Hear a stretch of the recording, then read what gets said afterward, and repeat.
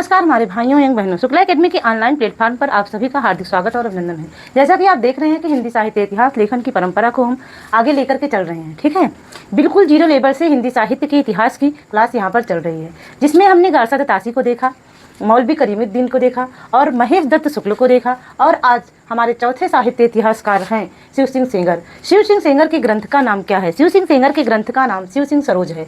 प्रकाशन तिथि इसकी क्या है? प्रकाशन तिथि 1883।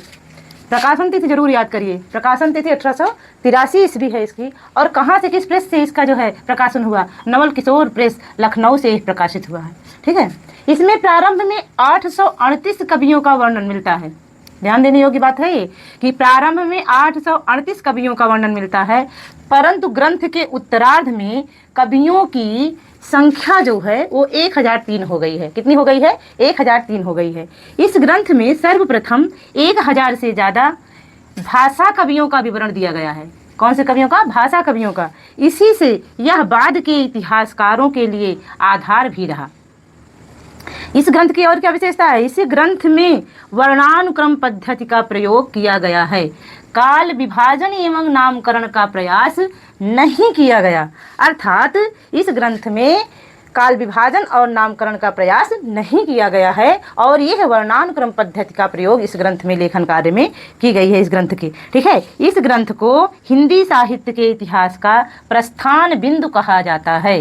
क्या कहा जाता है? प्रस्थान बिंदु कहा जाता है। ठीक है, कि मतलब इसके पहले या इसके पहले जो भी ग्रंथ आए उनमें नामकरण काल विभाजन नहीं हुआ, और इनका भी ग्रंथ जब शिव सिंह सेंगर का आया तो इनके भी ग्रंथ में नामकरण और काल विभाजन नहीं हुआ। लेकिन यहीं से इसके बाद से कोई ऐसा ग्रंथ नहीं आया जहां पर काल विभाजन का प्रयास न किया गया हो, तो इसीलिए इसे हिंदी साहित्य के इतिहास का प्रस्थान बिंदु कहा गया है। ठीक है, अब इसके आगे हम देखते हैं जॉर्ज ग्रियर्सन को। आइए आज हम जॉर्ज ग्रियर्सन को देखेंगे। हिंदी साहित्य के इतिहास के लेखन की परंपरा में जॉर्ज ग्रियर्सन को देखेंगे। जॉर्ज ग्रियर्सन का ग्रंथ का नाम क्या है? इनके ग्रंथ का नाम है modern vernacular literature of northern Hindustan. इन्होंने अंग्रेजी में इसका जो है इस साहित्य को लिखा। हिंदी साहित्य के इतिहास का नाम इनके modern vernacular literature of northern Hindustan है, और इसका प्रकाशन जो है 1889 ईस्वी में हुआ।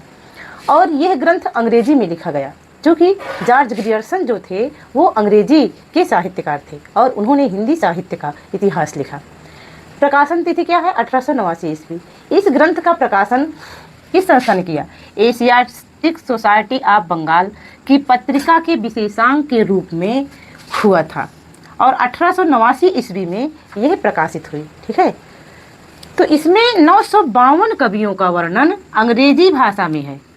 मतलब 952 कवियों का वर्णन इसमें क्या है? अंग्रेजी भाषा में है। और बहुत से विद्वानों ने इसे सही अर्थों में हिंदी साहित्य का पहला इतिहास ग्रंथ माना। ध्यान देने योग्य बात है कि हिंदी साहित्य का पहला इतिहास ग्रंथ किसे माना गया? जॉर्ज ग्रियर्सन के इतिहास ग्रंथ को माना गया। ऐसा कुछ विद्वानों यानी बहुत से विद्वानों ने ऐसा माना है। इसकी विशेषता क्या थी?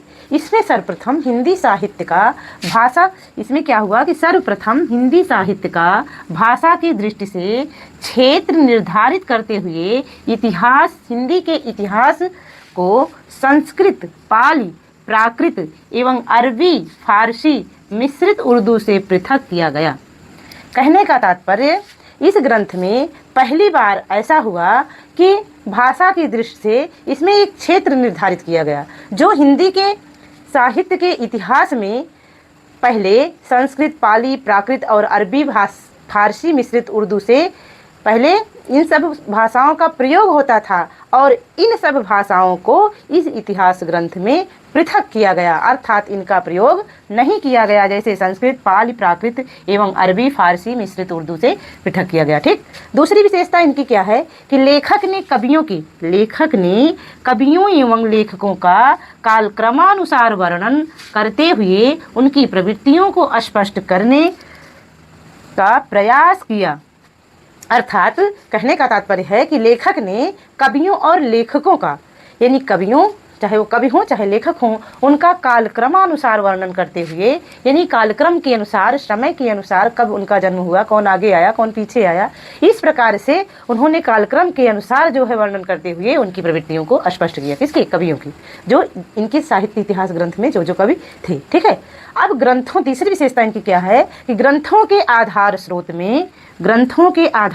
में तासी, शिव सिंह सेंगर, भक्तमाल, गोसाई चरित्र, कालिदास हजारा सहित, कहने का मतलब इनके ग्रंथ का आधार स्रोत क्या है, किन किन पुस्तकों के आधार पर इन्होंने इस ग्रंथ की रचना की है। तो कौन कौन सी पुस्तक हैं? तासी की है, गारसा तासी की है, इस्तवार दलाल तिरुतुयूर एंदु हिंदुस्तानी। शिव सिंह सेंगर की है। शिव सिंह सेंगर की कौन सी पुस्तक है? अभी तो हमने पढ़ाया आपको, आप लोग कमेंट करके ज़रूर बताइएगा कि शिव सिंह सेंगर की कौन सी पुस्तक है। ठीक है। शिव सिंह सेंगर की शिव सिंह सरोज है, और भक्तमाल, गोसाई चरित्र, कालिदास हजारा सहित इन्होंने 17 पुस्तकों का जो है अध्ययन किया। उसके बाद इस इतिहास को उन्होंने लिखा, या 17 पुस्तकों का उसमें जो है उस modern vernacular literature of northern Hindustan में 17 पुस्तकों को प्रस्तुत किया है। ठीक है। इन्होंने सर्वप्रथम नामकरण और काल विभाजन का प्रयास किया। कहने का तात्पर्य, इससे पहले कोई भी साहित्यकार जो था वो काल विभाजन और नामकरण का प्रयास नहीं किया था। पहली बार जब जॉर्ज ग्रियर्सन आए और इन्होंने अपना modern vernacular literature of northern Hindustan लिखा, तो उसमें इन्होंने प्रयास किया। ठीक है, सिर्फ प्रयास किया सर्वप्रथम नामकरण और काल विभाजन का। तो मूल ग्रंथ इसका किसमें है? अंग्रेजी में है, और डॉक्टर किशोरी लाल गुप्त ने हिंदी अनुवाद किया, और प्रकाशित हुई यह पुस्तक कब? 1957 में। किसकी? किशोरी लाल गुप्त की। ठीक है। किशोरी लाल गुप्त ने जो अनुवाद किया हिंदी में, उस पुस्तक का प्रकाशन कब हुआ? 1957 में। लेकिन मूल ग्रंथ जो modern vernacular literature of northern Hindustan है अंग्रेजी में, उसका जो है उसकी प्रकाशन तिथि 1889 है। ठीक। जी हाँ, इतना देख ली आप लोग। अब इसके बाद जो है हम थोड़ा सा ये कहना चाहते हैं कि आप लोग देखते तो हैं, लेकिन लाइक और सब्सक्राइब बहुत कम ही हो रहे हैं।